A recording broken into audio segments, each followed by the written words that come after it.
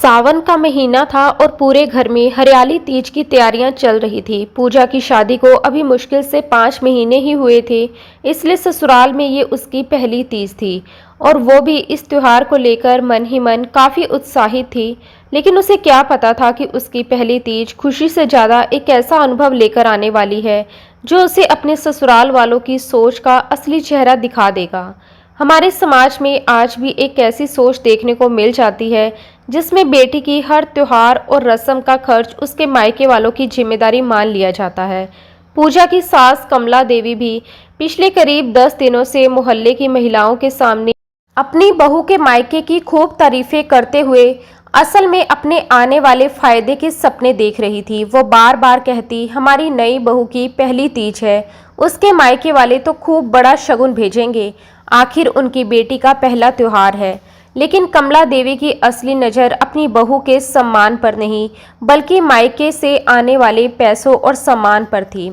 उनकी एक शादीशुदा बेटी भी थी जिसका नाम निशा था। निशा का ससुराल उसी शहर में था, लेकिन उसे बार बार मायके आने और अपनी माँ से महंगे सामान और पैसे लेने की ऐसी आदत पड़ चुकी थी कि वो मायके को अपना खर्चा चलाने का जरिया समझने लगी थी।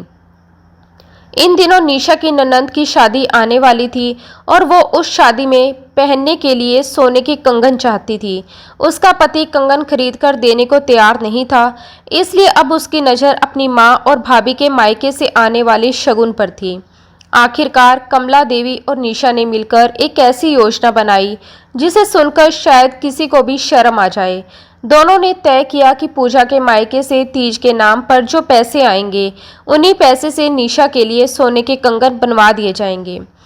एक दिन कमला देवी ने जानबूझकर पूजा के पति दीपक के सामने ही उसे ताना देते हुए कहा, बहू, हमारी निशा की सास बहुत लालची है। अगर वो तीज पर सोने के कंगन पहनकर नहीं गई तो उसे तरह तरह की बातें सुनाएगी। तेरी माँ ने भी तो कहा था कि तेरी पहली तीज पर 21,000 रुपये का शगुन देंगी, तो अपनी माँ से कह देना कि पैसे नगद भेज दें। उन्हीं पैसों से मैं निशा के लिए कंगन बनवा दूंगी। आखिर तेरा क्या है, तू तो इस घर की बहू है और आगे चलकर इस घर की मालकिन भी बन जाएगी। पूजा अपनी सास की बातें सुनकर अंदर से टूट गई। उसे समझ नहीं आ रहा था कि अपनी बहू की पहली तीज के नाम पर उसके माता पिता से पैसे मांगकर उन पैसों से अपनी बेटी के लिए सोने के कंगन बनवाने की बात कोई कैसे कर सकता है। वो उस समय चुप रही, लेकिन उसने मन ही मन फैसला कर लिया कि वो अपने माता पिता से ये बात छिपाएगी नहीं। पूजा ने उसी दिन अपने मायके फ़ोन किया और पूरी सच्चाई अपने माँ बाप को बता दी। पूजा के माता पिता बहुत समझदार और स्वाभिमानी लोग थे। उन्होंने बेटी की बात ध्यान से सुनी और बिना किसी से झगड़ा किए ऐसा जवाब देने का फैसला किया जो उनकी बेटी के सम्मान को भी बचाए और लालच करने वालों को भी सबक सिखा दे। उन्होंने तय किया कि इस बार शगुन अपनी हैसियत दिखाने के लिए नहीं बल्कि अपनी बेटी की खुशी के लिए भेजा जाएगा। 30 से 2 दिन पहले पूजा का छोटा भाई अपनी बहन के लिए शगुन लेकर उसके ससुराल पहुंचा। उस समय कमला देवी, निशा, दीपक तीनों ड्राइंग रूम में बैठे हुए थे। सभी की नज़र दरवाजे पर थी और उन्हें पूरा भरोसा था कि पूजा का भाई खूब सारा सामान लेकर आएगा। कमला देवी को उम्मीद थी कि नोटों की गट्टियाँ होंगी, महंगी मिठाइयों के बड़े बड़े डिब्बे होंगे और शायद कुछ ऐसा सामान भी होगा जिसे देखकर मोहल्ले की औरतों के सामने वो अपनी शान बगाड़ सके। लेकिन जब पूजा का भाई अंदर आया तो उसके हाथ में ना तो पैसों से भरा कोई बैग था और ना ही मिठाइयों के ढेर सारे डिब्बे। उसके हाथ में बस एक सुंदर सा मध्यम आकार का डिब्बा और कुछ ताजे फल थे। उसने बड़े सम्मान से वो डिब्बा कमला देवी जी के सामने मेज पर रखा, अपनी बहन पूजा से मुलाकात की, थोड़ी देर बैठकर चाय पी और फिर वापस जाने लगा। कमला देवी और निशा की नज़रें लगातार उस डिब्बे पर टिकी थी। दोनों को उम्मीद थी कि शायद डिब्बे के नीचे या अंदर कोई मोटा लिफाफा रखा होगा। लेकिन जैसे ही पूजा का भाई घर से बाहर निकला, कमला देवी ने बिना देर किए उस डिब्बे को अपनी तरफ खींच लिया। उन्होंने जल्दी से डिब्बा खोला और अंदर देखते ही उनके चेहरे का रंग बदल गया। डिब्बे में कोई नगद शगुन नहीं था। सोने के कंगन के लिए तो पैसे दूर की बात, 1 रुपया भी अलग से नहीं रखा गया था। हालांकि डिब्बा खाली भी नहीं था, उसमें 5 अलग-अलग तरह की मिठाइयाँ बेहद खूबसूरती और सलीके से सजाकर रखी गई थी। पूजा के परिवार की सोच थी कि खाने की चीज़ों को बेवजह ज़्यादा मात्रा में भेजकर बर्बाद नहीं करना चाहिए। इसलिए उन्होंने 5 किलो के अलग-अलग डिब्बे भेजने की बजाय एक ही डिब्बे में 5 तरह की मिठाइयाँ रखवा दी थी। देखने में वह शगुन छोटा जरूर था, लेकिन उसमें बेटी के लिए प्यार और सम्मान भरपूर था। डिब्बे में मिठाई कम देखकर कमला देवी ने मिठाई का डिब्बा उठाकर इतनी जोर से मेज पर पटका कि उसके अंदर रखी कुछ मिठाइयाँ बाहर निकलकर गिर गई। उनके चेहरे पर गुस्सा साफ दिखाई दे रहा था। वो ऊंची आवाज में बोली, बहू, तेरे मायके वालों ने ये क्या भेज दिया? क्या हम इतने गए गुजरे हैं कि एक ही डिब्बे में 5 तरह की मिठाइयाँ भरकर भेज दी? हमारी भी तो समाज में कोई इज्जत है, लोग क्या कहेंगे? रसोई से पानी लेकर आती पूजा वहीं रुक गई। उसने अपनी सास की बातें चुपचाप सुनी। कमला देवी का गुस्सा अभी शांत नहीं हुआ था। वो आगे बोली, और सबसे बड़ी बात, तेरी माँ ने खुद कहा था कि तेरी पहली तीज पर 21,000 रुपये का शगुन देगी। वो पैसा कहाँ है? इस डब्बे में तो 1 रुपया भी नहीं है। तभी निशा ने भी मौका देखकर अपनी माँ का साथ देना शुरू कर दिया। उसने कहा, माँ बिल्कुल सही कह रही है भाभी, आपके मायके वालों ने तो हमारी भी बेइज्जती करवा दी। अगर मेरी सास पूछेगी कि मायके से तीज पर क्या आया, तो मैं उन्हें क्या बताऊंगी? ये एक छोटा सा डिब्बा दिखाऊंगी? और मेरे सोने के कंगन का क्या होगा, जिनके लिए माँ ने पैसे देने की बात कही थी? पूजा ने बिना किसी जल्दबाजी के पानी का गिलास मेज पर रखा और कुछ पल तक अपनी सास और ननंद को देखती रही। इस बार उसके चेहरे पर डर या झिझक नहीं थी। वह समझ चुकी थी कि अगर आज वो चुप रही तो उसके माता पिता की मेहनत की कमाई पर हमेशा इसी तरह दूसरों का अधिकार जताया जाएगा। पूजा ने बहुत साफ शब्दों में कहा, मिठाई खाने के लिए होती है माँ जी, सिर्फ लोगों को दिखाने के लिए। ज़रूरत से ज़्यादा मिठाई भेजकर उसे खराब करना मेरे माता पिता की आदत नहीं है। मेरे मायके में खाने की चीज़ों की बर्बादी को अच्छा नहीं माना जाता, इसलिए उन्होंने एक ही डिब्बे में अलग अलग तरह की मिठाइयाँ भेजी हैं। इसमें शर्म की कोई बात नहीं है। फिर पूजा ने अपनी सास की तरफ देखते हुए कहा, और जहाँ तक उन 21,000 रुपये की बात है तो वो भी भेजे गए हैं। ये सुनते ही कमला देवी के चेहरे पर थोड़ी उम्मीद लौटी। उन्होंने तुरंत पूछा, कहाँ है पैसे? पूजा ने हल्की सी मुस्कान के साथ जवाब दिया, मेरे बैंक खाते में। ये सुनते ही कमला देवी और निशा दोनों के चेहरे उतर गए। उन्हें बिल्कुल उम्मीद नहीं थी कि पूजा के माता पिता इतनी समझदारी से काम लेंगे। कमला देवी गुस्से में लगभग चिल्लाते हुए बोली, तेरे खाते में? तीज का शगुन बहू को नहीं दिया जाता, घर की सास को दिया जाता है। तेरे मायके वालों को इतनी भी समझ नहीं है? जब पैसे देने ही थे तो सीधे मेरे हाथ में क्यों नहीं भेजे?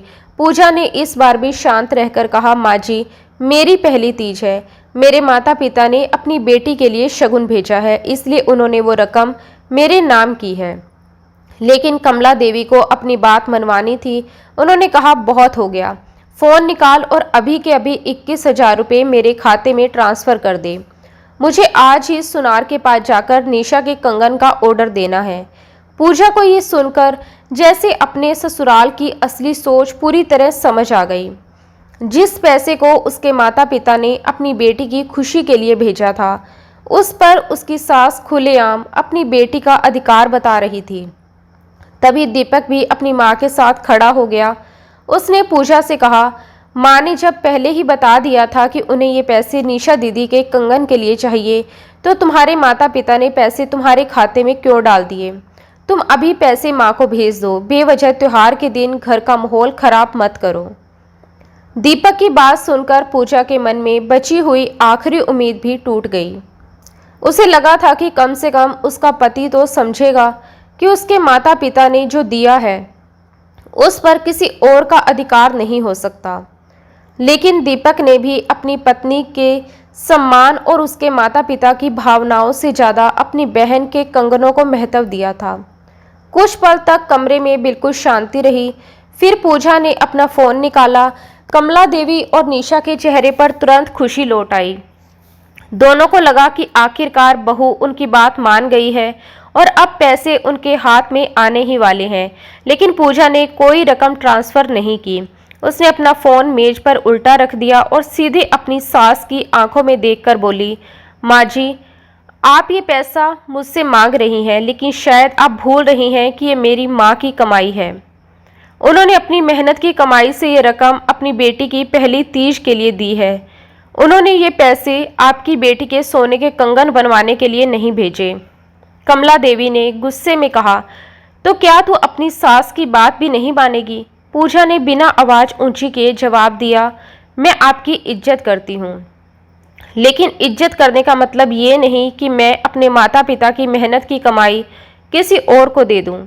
ये पैसा मेरी तीज का शगुन है और इसका फैसला करने का अधिकार मेरे माता पिता ने मुझे दिया है। कमला देवी पूजा की बात सुनकर कुछ पल के लिए बिल्कुल स्तंभ रह गई। उन्हें यकीन ही नहीं हो रहा था कि जिस बहू को वो अब तक दबाकर रखती आई थी, वही आज उनके सामने इतनी मजबूती से खड़ी होकर सवाल कर रही थी। अचानक उनका गुस्सा फूट पड़ा। वो चिल्लाते हुए बोली, बहुत हिम्मत आ गई है तुझमें, तू अपनी सास को जवाब दे रही है। पूजा ने बिना घबराए उनकी तरफ देखा और शांत स्वर में कहा, माँ जी, मैं आपको जवाब नहीं दे रही, सिर्फ आपकी बात का जवाब दे रही हूँ। आप कहती हैं कि इस घर में आपका सब कुछ मेरा है, तो फिर क्या दीदी का सब कुछ उनके ससुराल वालों का नहीं होना चाहिए? अगर ऐसा है तो दीदी हर बार अपने ससुराल से यहाँ खाली हाथ क्यों आती है और यहाँ से बैग भर भर कर सामान क्यों लेकर जाती है? पूजा की बात सुनते ही निशा का चेहरा गुस्से से लाल हो गया। उसने झल्लाकर कहा, भाभी, आप मुझे इस मामले में क्यों घसीट रही हैं? पूजा ने उसकी आंखों में देखते हुए कहा, क्योंकि इस पूरे मामले की शुरुआत ही तुम्हारी ज़रूरत से हुई है दीदी। तुम्हें अपने ससुराल में अपनी अमीरी और रुतबा दिखाना है, तो अपने पति से कहो कि वो तुम्हारे लिए कंगन खरीदे। अगर वो कंगन खरीदने की स्थिति में नहीं है, तो फिर सिर्फ दूसरों को दिखाने के लिए इतना बड़ा खर्च करने की क्या ज़रूरत है? अपनी झूठी शान बचाने के लिए मेरी माँ की मेहनत की कमाई पर नज़र डालना सही नहीं है। मेरी माँ ने अपनी ज़िंदगी भर की मेहनत से जो पैसा कमाया है, उस पर किसी को सिर्फ इसलिए अधिकार नहीं मिल जाता क्योंकि वो पैसा मेरी तीज के नाम पर आया है। निशा के पास इस बात का कोई जवाब नहीं था। तभी दीपक गुस्से में आगे बढ़ा और बोला, पूजा, अपनी ननद से बात करने की भी एक मर्यादा होती है। वो मेरी बहन है और इस घर की बेटी है। पूजा ने तुरंत उसकी तरफ देखा और पूछा, और मैं क्या हूँ दीपक? क्या मैं इस घर की बहू नहीं हूँ, या फिर मैं सिर्फ इसलिए कमतर हूँ क्योंकि मैं तुम्हारी बहन नहीं हूँ? दीपक कुछ बोलने ही वाला था कि पूजा ने आगे कहा, तुम अपनी बहन के लिए बहुत अच्छे भाई बन रहे हो, तो फिर उसके कंगन भी तुम अपनी कमाई से बनवा दो। अपनी बहन को खुश करने के लिए तुम्हें अपनी पत्नी के मायके से आए पैसों की ज़रूरत क्यों पड़ रही है? क्या तुम्हें ये कहते हुए जरा भी शर्म नहीं आती कि मेरी माँ ने जो पैसे मेरी खुशी के लिए भेजा है, वो तुम्हारी बहन के गहने खरीदने में खर्च कर दिया जाए? पूजा की बात इतनी सीधी और सच्ची थी कि दीपक के पास कोई जवाब नहीं बचा। उसका गुस्सा धीरे धीरे फीका पड़ गया और वह बस इधर उधर देखने लगा। अब तक जो कमला देवी अपनी बात मनवाने की कोशिश कर रही थी, उन्होंने तुरंत नया तरीका अपनाया।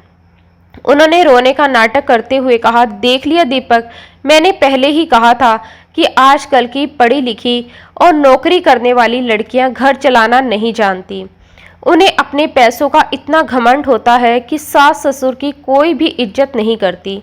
अगर इसने आज मुझे ये पैसे नहीं दिए तो मैं भी देखती हूँ कि इस घर में कौन चैन से रहता है। मैं आज से खाना नहीं खाऊंगी। फिर उन्होंने निशा को पास बुलाकर कहा, तू रो मत बेटी, मैं देखती हूँ ये लड़की इस घर में कैसे रहेगी। कमला देवी को पूरा भरोसा था कि उनकी भूख हड़ताल की धमकी सुनकर पूजा डर जाएगी। उन्हें लगता था कि पूजा समाज और रिश्तेदारों के डर से आखिरकार पैसे उनके हाथ में रख देगी, लेकिन इस बार उनका अंदाजा गलत था। पूजा ने गहरी सांस ली और बहुत शांत स्वर में बोली, माँ जी, आपको खाना खाना है या नहीं, ये आपका फैसला है। मैं आपको रोक नहीं सकती, लेकिन आज मैं आपको एक ऐसी बात जरूर बताऊंगी जिसे शायद आपने कभी जानने की कोशिश नहीं की। इतना कहकर पूजा ने मेज पर रखा अपना पर्स खोला और उसमें से एक छोटी सी डायरी निकाल ली।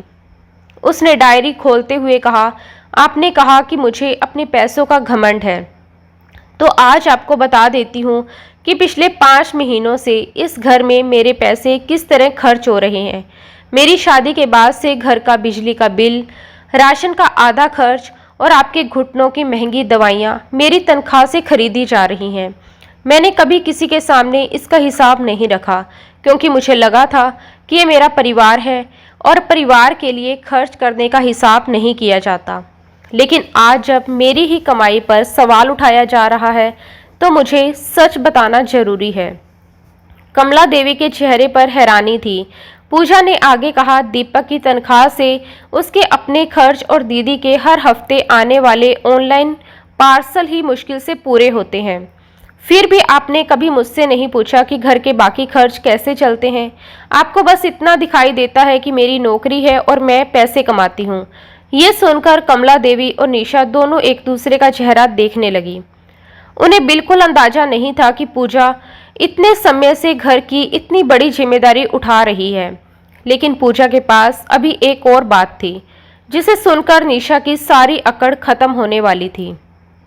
पूजा ने उसकी तरफ देखा और कहा, दीदी, आप अभी कह रही थी कि मेरे मायके वालों ने सिर्फ एक डिब्बा मिठाई भेजकर आपकी बेइज्जती कर दी। तो चलिए, आज मैं आपकी इज्जत का भी थोड़ा हिसाब कर देती हूँ। इतना कहकर पूजा ने अपना फ़ोन उठाया और उसमें एक ऑडियो रिकॉर्डिंग चला दी। कमरे में अचानक निशा की सास की आवाज़ गूंजने लगी।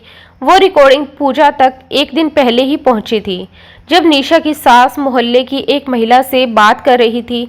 रिकॉर्डिंग में निशा की सास साफ कह रही थी, मेरी बहू निशा भी कमाल है, हर बार अपने मायके से कुछ न कुछ लेने चली आती है।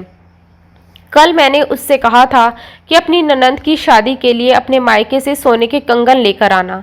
अब देखना, वो अपनी माँ के सामने रोएगी धोएगी और किसी न किसी तरह कंगन जरूर लेकर आएगी। रिकॉर्डिंग खत्म होते ही कमरे में ऐसा सन्नाटा छा गया जैसे अचानक सबकी आवाज़ किसी ने छीन ली हो। निशा के चेहरे पर शर्म और घबराहट साफ दिखाई दे रही थी। उसके माथे पर पसीना आ गया था और वो चाहती थी कि किसी तरह जमीन फट जाए और वो उसमें समा जाए।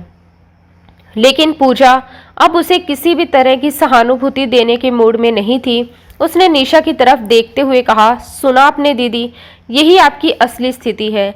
जिस सास के सामने आप अपनी झूठी शान दिखाने के लिए सोने के कंगन चाहती है, वही सास आपको लालची और भिखारी समझती है।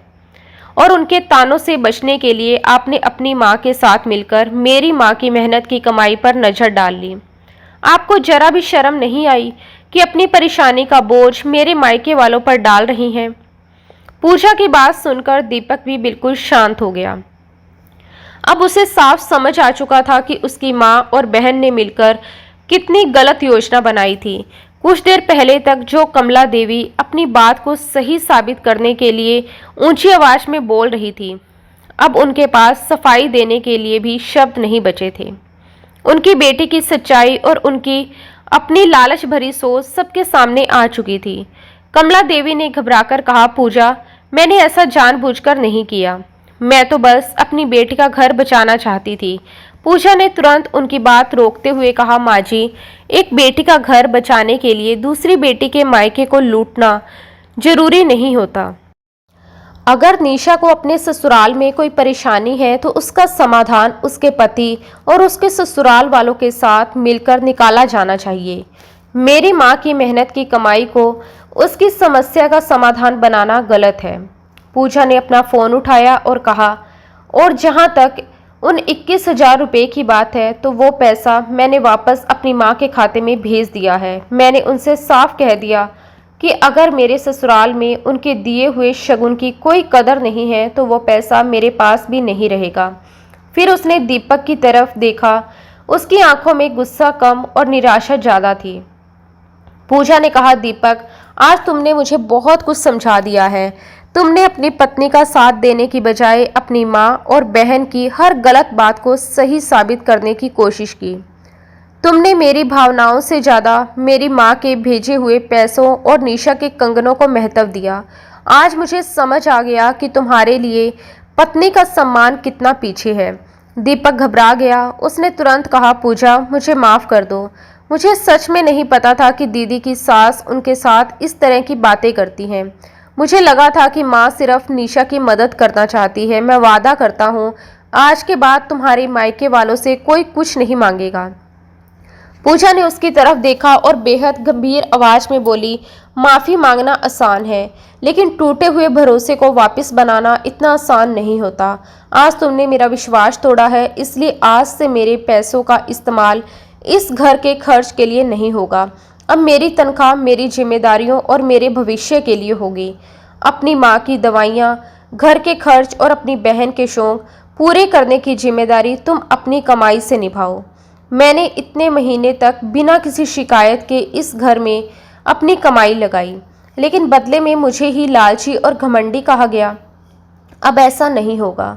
कुछ पल रुककर पूजा ने कहा, और एक बात हमेशा याद रखना, अगर आज के बाद किसी ने मेरे माता पिता के बारे में गलत शब्द कहा, उनसे कोई चीज़ मांगने की कोशिश की या मुझे उनके नाम पर ताना दिया, तो मैं इस घर में एक पल भी नहीं रुकूंगी। मैं अपने सम्मान से समझौता नहीं करूंगी। इतना कहकर पूजा बिना किसी बहस के अपने कमरे की तरफ चली गई और दरवाज़ा अंदर से बंद कर लिया। उसके जाने के बाद ड्राइंग रूम में फिर वही भारी खामोशी फैल गई। निशा के लिए वहां बैठना मुश्किल हो चुका था। अपनी सास की रिकॉर्डिंग सुनने के बाद उसे पहली बार एहसास हुआ कि जिस शान और दिखावे के लिए वो अपनी भाभी के मायके के पैसे लेना चाहती थी, उसी शान की नज़र में वो खुद सिर्फ एक ऐसी बहू थी जो मायके से सामान लाकर अपने ससुराल की बातें सुनने से बचना चाहती थी। उसने चुपचाप अपना बैग उठाया और अपनी माँ से बिना कुछ कहे रोती हुई वहाँ से निकल गई। अब उसे समझ आ गया था कि मायके से बार बार पैसे और सामान लेने की उसकी आदत ने उसे दूसरों की नज़रों में छोटा कर दिया था। कमला देवी सोफे पर बैठी रह गई। कुछ घंटे पहले तक उन्हें अपने मायके से आने वाले शगुन पर गर्व था और अब उनकी सारी उम्मीदें बिखर चुकी थी। जिस सोने के कंगन के लिए उन्होंने अपनी बहू के माता पिता की कमाई पर नजर रखी थी, वो तो दूर की बात थी, अब उनकी बेटी की असलियत भी सबके सामने आ चुकी थी। दीपक भी सर पकड़कर बैठ गया। उसे पहली बार समझ आया कि जिस पत्नी की कमाई को वो घर की सामान्य जिम्मेदारी समझता रहा, उसी के पैसे से पिछले कई महीनों से घर के जरूरी खर्च चल रहे थे।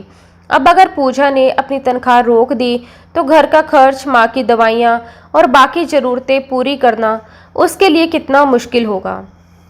ये बात उसे साफ दिखाई देने लगी, लेकिन शायद उससे भी बड़ी समस्या ये थी कि पूजा का भरोसा उसके ऊपर से उठ चुका था।